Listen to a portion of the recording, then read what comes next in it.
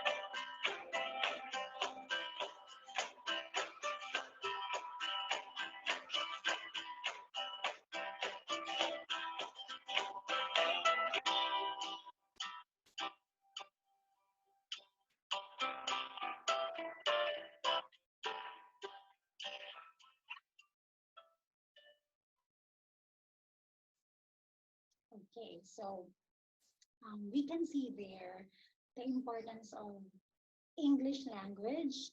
I'm going to give you first like a short background of the English curriculum. So we know that English is a universal language because when we meet people from other countries at home or abroad, we need English for communication.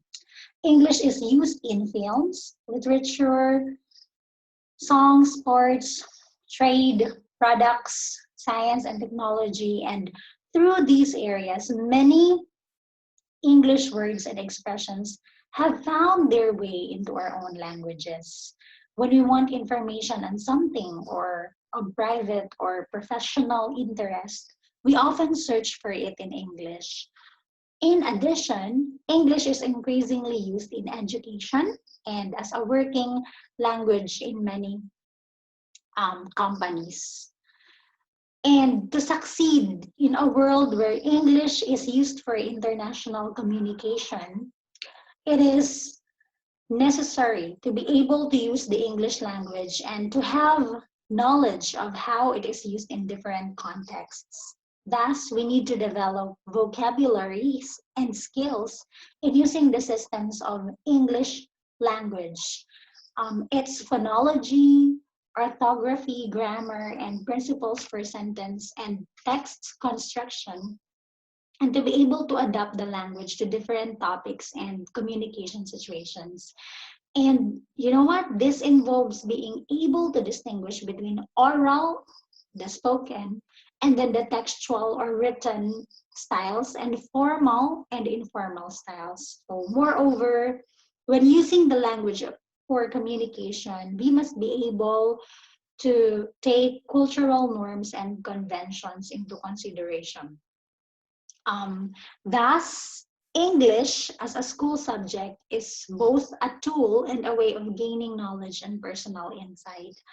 It will enable the pupils to communicate with others on personal, social, literary, and interdisciplinary topics. The subject shall help build up general language proficiency through listening, speaking, reading, writing, and provide the opportunity to acquire information and specialized knowledge through the English language. Development of communicative language skills and cultural insight can promote, of course, greater interaction, understanding, and respect between persons with different cultural backgrounds. Thus, language and cultural competence promote the general education perspective and strengthen democratic involvement and co-citizenship. So, a language-based curriculum provides well-planned content information that is strategically presented to facilitate learning and enrich the language experiences of students across all subject areas. I'm going to discuss three curriculum issues, and the first one is the adoption of new English curriculum known as the Language Arts and Multiliteracies Curriculum, or the LAMC. This is actually the most recent curriculum here in the Philippines because we are already in the K to 12 curriculum. If you can see here, the K to 12 English curriculum, which was developed as a response to the poor performance of like students in math across subjects. It is founded on the belief that language, thinking, and learning are interrelated and that language is the foundation of all human relations. Its overarching goal is to develop communicatively competent and multiliterate learners who are competitive in this global economy. So, how do you think this LAMC was or is implemented here in the Philippines? In reality, there is a lack. Number one, there is a lack of clarity and specificity of the curriculum. The English curriculum, like it's so vast. It is so dynamic, and of course, since all it wants is to cater the needs of the recent or the modern pupils, so it's so vast. That's why in implementing the English curriculum, the LAMC, there is number one, a lack of clarity and specificity of the curriculum. And number two, some textbook writers and classroom teachers, they reported that they struggle in implementing K to 12 English curriculum for various reasons. So there are a lot of reasons. For instance, teachers reported that they were confused on replanning their lessons due to the changes in the curriculum since it's so abrupt. And prior to that, we all know the current situation of the Philippines, like there is globalization and there is a rapid advancement in information and communication technology. That's why we really need to know how to really have the skill of communicating using English, and not only the skill, even in the content of the lessons, the pupils can actually understand better if they also understand English language. And we know that even here in the Philippines, majority of the subjects, of course, except for APP, for Filipino, and other minor subjects, are written in non-English language. But we know like the major subjects like the English, the science, the math, they are all in the English language. That's why it's very important that the English curriculum really needs to be implemented. And they came up with this resolution. The above findings has highlighted the need to develop an evidence-based curriculum because because it's not specific. So that is the problem. So the first resolution, compared to previous English curricula, the LAMC is decongested because students no longer cram the minimum learning competencies and standards in 10 years. As we know, the K-12 curriculum has added 2 years, right, in our curriculum. So they already covered 12 years. In short, students cover fewer learning competencies per year in a 12-year basic education curriculum. Meanwhile, more advanced English subjects are offered as core values, like for instance, the reading and writing and oral communication. And applied track subjects like English for academic and professional purposes in the senior high school. We know that they have other strands, different strands, in order for them to be prepared in their professional or the chosen field that they want to. So the second one, the curriculum also introduced some pedagogical innovation. So first, it adopted the mother tongue-based multilingual education. Like we know from grades 1 to 3, this means that different subjects, except in English and Filipino subjects, are taught in the first language for concept mastery until grade 3. So from grade 4 to senior high school, English remains to be the medium of instruction. And the implementation of this policy is based on the assumption that using mother tongue during primary education facilitates learning. The second, the time allotment for English subjects both in elementary and junior high school levels was reduced from 5 hours per week at a secondary level. The time allotted to English subject was down to 4 hours a week. At the elementary level, the reduction was from 60 to 90 minutes to 30 to 50 minutes per session. The drop in the total number of hours was part of the effort to promote mother tongue education and to lengthen the contact hours for other learning areas such as home economics and livelihood education. The third, the LAMC uses a different assessment scheme. So instead of using NAT for both elementary and high school levels, end of grade 6, 10, and 12 assessments were actually adopted. So the next one, another implementation. Other important principles in language learning. This is, oh, by the way, this is the second issue. This is the second issue now. Since we adapted the K-12 curriculum, there are still other things that you have to consider, okay?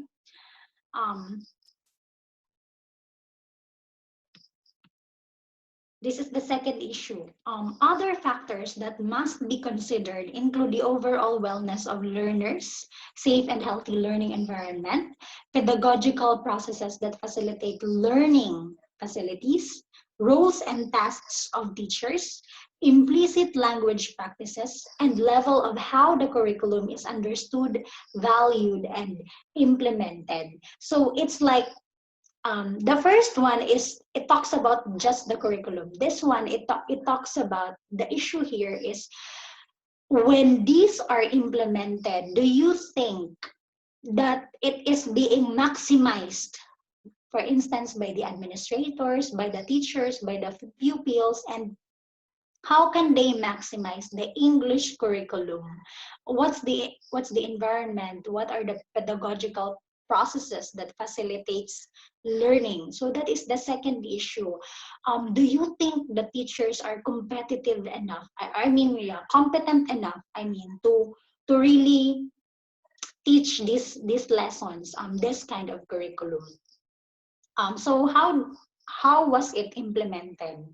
The other factors in the curriculum.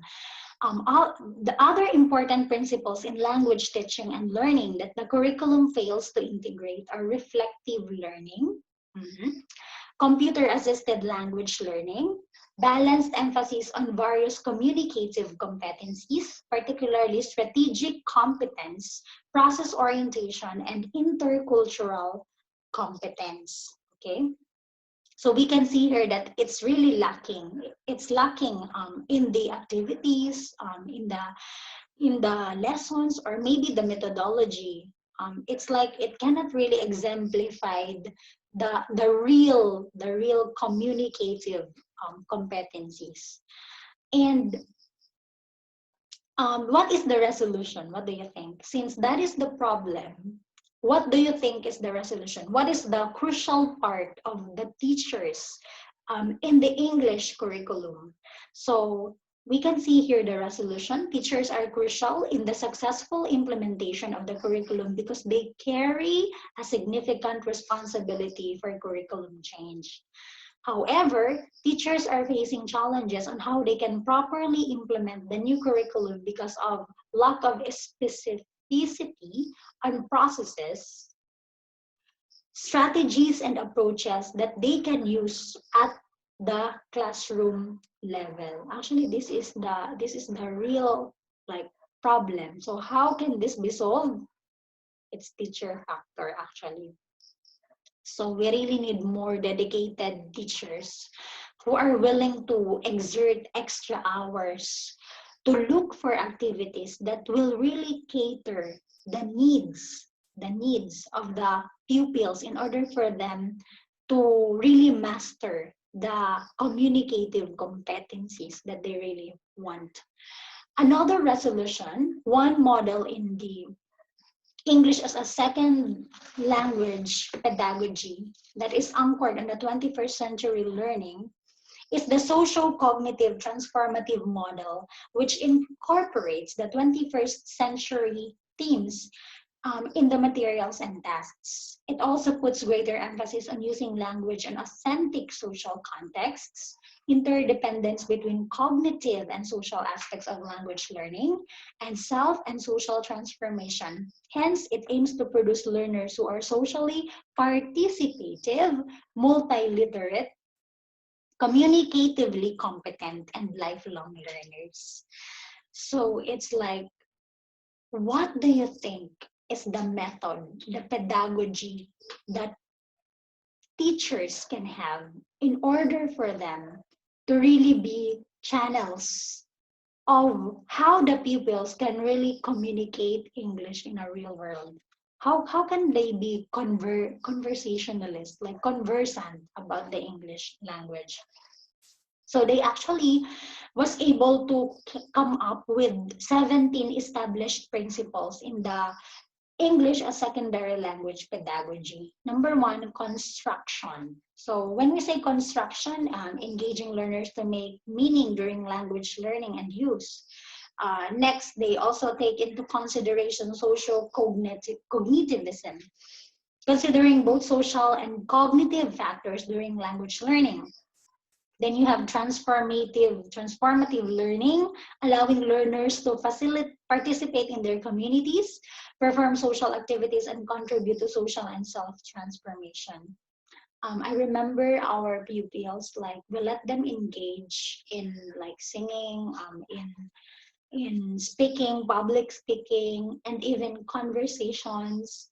We would always have activities wherein they can really participate. And even in the community, when we are helping the community, especially with uh, we are going to go to a place wherein their English could really be exercised. We always their English language could be exercised. We always encourage them to really use the language, even inside the church or in the school programs. We always want them to use the language for them to be more familiar with the language. Differentiation, taking into account learners' individual differences during the teaching learning process. Then we have contextualization, providing authentic and meaningful language experience to learners. We have a spiral progression, revisiting forms, skills, and texts at increasing level of difficulty and sophistication.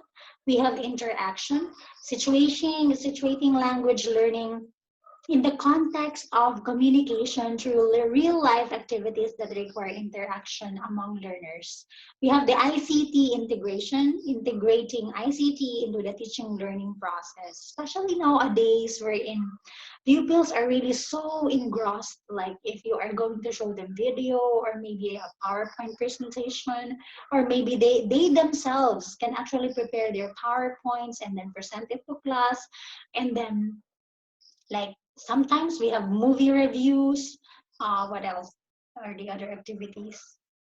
Sometimes they would have listening exercises. So a lot of modern way of teaching the language for them to really be familiar with it, we can always include that. Process orientation, focusing on the skills and processes involved in language learning. Of course, it's not only about conversation.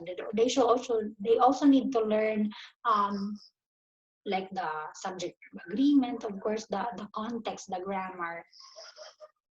Next is integration, teaching the macro skills. This is very important. The speaking, listening, reading, writing, viewing, and representing. And of course, the micro skills, which is the grammar and vocabulary in an integrative way. Next, integration of intercultural competence, focusing on developing learners' ability to effectively communicate with people of other cultures. Okay, then contextualize grammar and vocabulary instruction, form meaning connections. Then we also have multi-componential assessment, employing contextualized self, peer, and teacher assessment, as well as traditional and alternative assessment. We have multi-literacy. This is also very common nowadays, helping learners develop skills in accessing, evaluating, searching, sorting, gathering, and reading data from various multimedia and multimodal sources.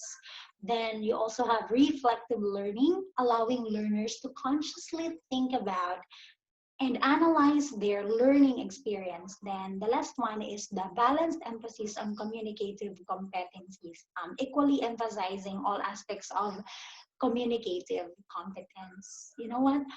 These pedagogies are so practical. If you will notice, it's like this is the combination of the recent pedagogies and the previous pedagogies that are still very effective, to be used even nowadays.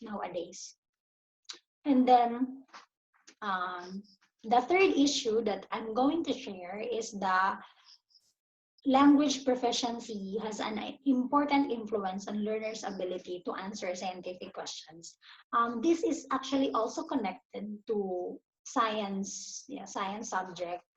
Yes, because this study is actually taken in UK, and here is the result. So it's like language proficiency is very important.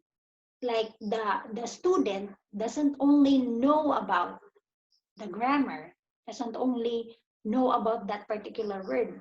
He should also know how to contextualize the words that you are actually using. How was that implemented? Providing English language learners with equal assessment opportunities is proving particularly difficult and is, says the report, one of the most challenging problems in educational policy and practice. So it's one of the most challenging problems in educational policy and practice. According to the researchers, Dr. Afitska and Dr. Heaton, they actually analyzed the performance of 485 students, both English native speakers and English language learners across 5 UK schools in the 7 to 11-year age group on standardized science tasks. So they noticed that not all of the pupils really are, they can be able to understand the context, and they are not proficient enough to use English language. So according to this one, this is a sample. In one of the formal assessment tasks cited in the report, youngsters were invited to give one feature of a penguin and describe how it helped the penguin live in its environment. One English language learner child had written a floppy tummy to keep it warm. However, this did not meet any of the required answers. That included, for instance, the answer should be thick feathers or fur or hair or thick coat. So no score. The child did not get any marks. So what is the possible resolution to issues like this? Number one, therefore, a key step should be done if we wish to tackle the current underrepresentation of linguistically diverse learners in STEM post-secondary education. Because this one is about like a science assessment like that. So we can see here that imagine it's not only about the English language, like even in sciences, even in math, even in science and technology, we use the English language. So if there is a if there is a wide English competency, like if you have a wide vocabulary, if you know how to really communicate, if you really understand English language, I think it would really help you, especially in the other subjects that pupils are undergoing, because we know it's not only about science, all our science, all our math like that. We really need to know English, like that English curriculum, the English language. Then there should be an active language production when assessed on specific vocabulary. So that's it. There should be an active language production when assessed on specific vocabulary. Of course, we also have like I remember jargons, like jargons. You like this particular word. If this is used in medical terms, it has another meaning, something like that. Or in this field, there is an English word or an English language that is used that the meaning of this would only be this way. So it's like there should really be a lot of researches or studies on how we can really address the issues like this. So that actually ends my short report. Uh, I have two references. I have it here. Thank you so much for listening, and God bless us all.